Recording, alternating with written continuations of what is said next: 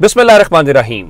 लाखों करोड़ों दुरूदो सलाम मोहम्मद मुस्तफ़ा सल्लल्लाहु अलैहि वसल्लम और आले मोहम्मद पर। मैं हूं उमर दराज गोंदल। आज सबसे पहले आगाज करेंगे कि पाकिस्तान का अदालती निज़ाम कमाल करता हुआ हमें दिखाई दे रहा है कि जनाब इमरान खान की दरखास्तें तो मुस्तरद होंगी और जज साहिबान ये कहेंगे कि देखिए इमरान खान के लिए कानून नहीं तोड़ा जा सकता। बिल्कुल कानून नहीं तोड़ना चाहिए, लेकिन नवाज शरीफ का न सिर्फ चेहरा देख के कहा जाएगा कि आप चले जाएं, जमानत भी मंजूर हो गई है और आज जुडिशल कॉम्प्लेक्स के दरवाजे भी खुल गए हैं। ये बड़ा ही दिलचस्प मामला है और ये कहा ही जाता था कि देखिए जी इमरान खान तो सिस्टम के लाडले हैं, इमरान खान तो जजेस के लाडले हैं। लेकिन आज हुआ क्या है? आज हुआ सबसे पहले ये है कि नवाज शरीफ जो है वो जज मोहम्मद बशीर की अदालत के अंदर गए, जुडिशल कॉम्प्लेक्स के अंदर। ना आंसू गैस कहीं पे नजर आई, ना दफा 144 कहीं पे नजर आई, ना कोई जो कैदियों वाली गाड़ियां हैं वो नजर आई, ना कोई गिरफ्तारी हुई। हाँ, ये अलग बात है कि आज वो लोग उस तरह से नहीं निकल सके या वो चीज नहीं हुई, वो अपनी जगह के ऊपर है। आज तो भरपूर प्रोटोकॉल के साथ नवाज शरीफ को पहुंचाया गया और नवाज शरीफ आए और जज मोहम्मद बशीर की अदालत के अंदर वो आए। जज साहब ने उनका चेहरा देखा, चेहरा देखने के बाद उनको जाने की इजाजत दे दी और साथ ही नवाज शरीफ को जमानत का तोशा खाना के अंदर तोहफा भी मिल गया है। और आप यूं कहिए कि आज नवाज शरीफ ने जब मुस्तकबिल में हाजिरी की इस्तस्ना की दरखास्त दायर की तो फिलहाल उस हवाले से भी उनका भी जरा इस मामले को तो देखें। कहने का मतलब यह है कि नवाज शरीफ के लिए वो चीज तो एक तरफ हुई और बाकी अब इस्लामाबाद हाई कोर्ट वाली समात छोड़ देते हैं, उसकी बात करने की जरूरत नहीं है। उसकी वजह यह है कि जब पंजाब हुकूमत ने आज नवाज शरीफ की सजा माफ कर दी तो ये पीछे क्या रह गया?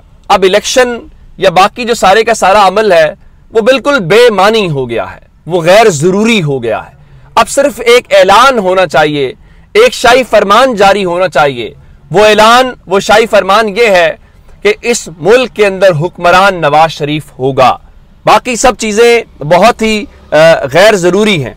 अब चूंकि सवाल यह है कि आज हुआ क्या है, पता यह चला है कि निगरान पंजाब हुकूमत ने आखिर नवाज शरीफ की सजा को मुअत्तल किया कैसे है।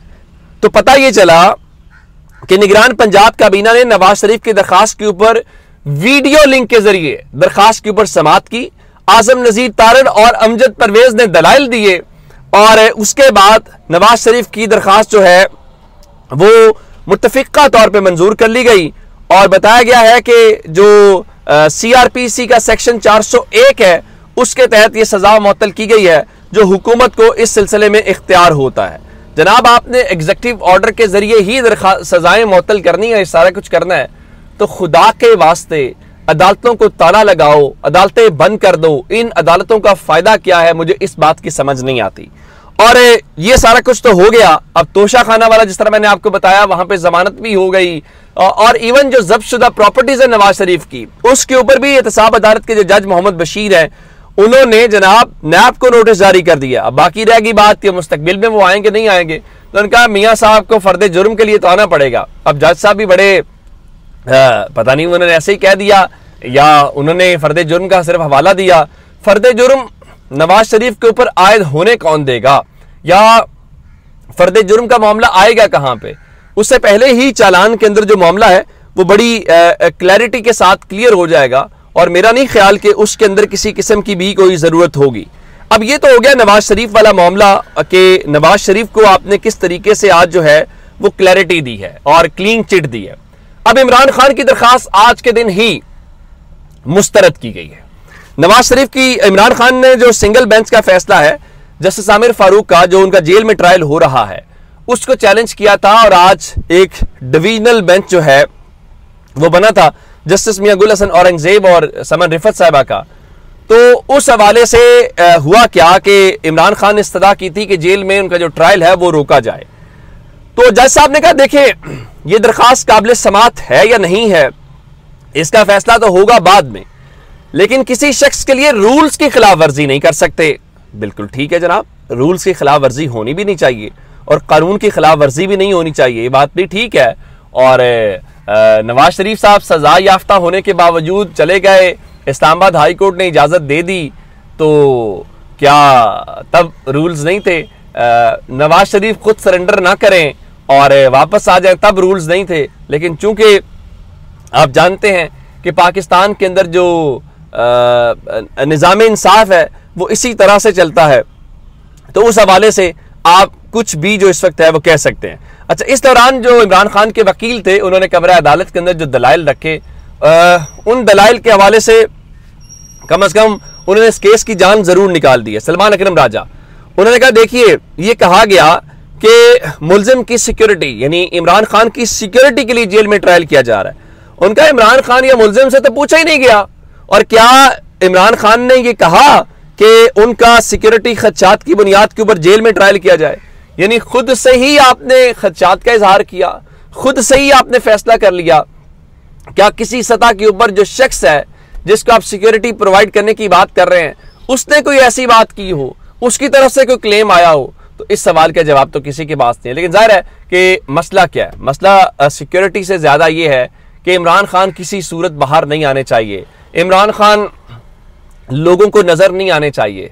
अगर ऐसी बात होती तो आज इमरान खान को इलेक्शन कमीशन ऑफ पाकिस्तान के अंदर पेश कर दिया जाता, और इलेक्शन कमीशन ऑफ पाकिस्तान के अंदर जो है वो पेश करने से जिससे आपको अंदाजा होता है कि ये किसी भी हद तक चीजें जाएगी, और इमरान खान को फिलहाल बाहर नहीं आने देना, चाहे जो मर्जी हो जाए। इवन आज सिकंदर सुल्तान राजा को नवंबर तक समाज जो है वो मुलतवी करनी पड़ गई है। अच्छा, आपको एक बात बता देता हूं कि इमरान खान से अडयाला जेल में बुशरा बीबी की और उनकी इमरान खान की जो बहनें हैं उनकी मुलाकात आज फिर हुई है। चले, मुलाकातों का ये सिलसिला जो है वो जारी रहना चाहिए। अब चूंकि इलेक्शन का मामला है और मैंने आपको बता दिया था कि सुप्रीम कोर्ट में समातें होती रहें, बाकी चीजें भी चलती रहें, चूंकि नवाज शरीफ ने कह दिया है कि इलेक्शन की तारीख देने का जो मजाज इदारा है वो इलेक्शन कमीशन है, और इलेक्शन के उन्होंने कह दिया, और उन्होंने किसी हवाले से भी इलेक्शन की जल्दी तारीख का भी मुतालबा नहीं किया, तो फिर मान लीजिए जब नवाज शरीफ कहेंगे इलेक्शन तब होगा। ना आइन के मुताबिक होगा, ना कानून के मुताबिक होगा। इस वक्त नवाज शरीफ के मुंह से निकला हुआ लफ्ज़ ही आइन है, नवाज शरीफ के मुंह से निकला हुआ लफ्ज़ ही कानून है, और पाकिस्तान नवाज शरीफ के इशारे से चलेगा, और पाकिस्तान जो है वो नवाज शरीफ की ख्वाहिश के ऊपर चलेगा। इसलिए नहीं कि लोगों ने कोई नवाज शरीफ को मुंतखब कर लिया, इसलिए कि पाकिस्तान के अंदर जो हमारे फैसला साज हैं, जो हमारी किस्मतों के फैसले करते हैं, नवाज शरीफ अब उनकी चॉइस बन गए हैं। तो उनकी चॉइस बन गए हैं तो जो नवाज शरीफ चाहेंगे वही होगा। हाँ, कल को उनकी चॉइस बदल जाए तो फिर वो हमें कहेंगे कि नहीं, नवाज शरीफ ठीक नहीं है, अब फलां शख्स के ऊपर फैसले करेंगे। तो ये सिलसिला पाकिस्तान के अंदर चलता रहेगा। अब आते हैं जस्टिस काजी फायज ईसा साहब वाले मामले के ऊपर। आज एक दरखास्त थी मुल्क भर में एक साथ इलेक्शन करवाने से मुताल्लिक, तो वो जो दरखास्त है वो उन्होंने वापस ली। वापस लेने की बुनियाद के ऊपर वो दरखास्त तो निपटा दी गई। तो आज जस्टिस अतर मिनल्ला साहब कह रहे थे 90 रोज में इलेक्शन जरूरी थे, इसमें कोई शक नहीं है। फारूक इस्नाई ने जब कहा कि निगरान हुकूमत गैर आईनी है, तो जस्टिस काजी फायज ईसा साहब ने उनको रोक दिया और कहा कि ऐसा ना कहें, कल सुर्खी लग जाएगी। जिस पर उनका मैं बयान वापस ले लेता हूं, मगर इस मुल्क में सियासी अलमिया रूनुमा हो चुका है, जिसपे चीफ जस्टिस का नहीं, अब बेहतरी आ रही है, बेहतरी आ रही है। काजी फायज ईसा साहब कह रहे हैं तो फिर वाकई बेहतरी आ रही होगी। बेहतरी आ रही है तो कहां पे आ रही है, कैसे आ रही है, वो मेरे चीफ जस्टिस साहब जो है वो बता सकते हैं। एक सवाल उन्होंने और उठाया, उन्होंने कहा हुकूमत की मुद्दत मुकम्मल होने से ऐन पहले असेंबली तहलील करने का क्या मकसद है। मैं सवालात उठा रहा हूं कि शायद पार्लियामेंट इन पर गौर करे। इलेक्शन से बहुत पहले की उसूली मौके पर असेंबली तहलील करना तो अलग बात है, इलेक्शन से ऐन पहले ऐसा करने से क्या होगा। सवाल सिर्फ ये है कि अगर नून लीग एक 2 रोज पहले असेंबली तहलील कर दे वो तो जायज़ है, उस पर तो कोई इतराज़ नहीं है, लेकिन पंजाब और खैबर पख्तूनख्वा की असेंबली तहलील हो जाए लेकिन वो तहरीक इंसाफ करे तो वो ठीक नहीं है। ठीक है जैसा आपकी मर्जी। अपना बहुत सारा ख्याल रखिएगा। खुदा हाफिज़।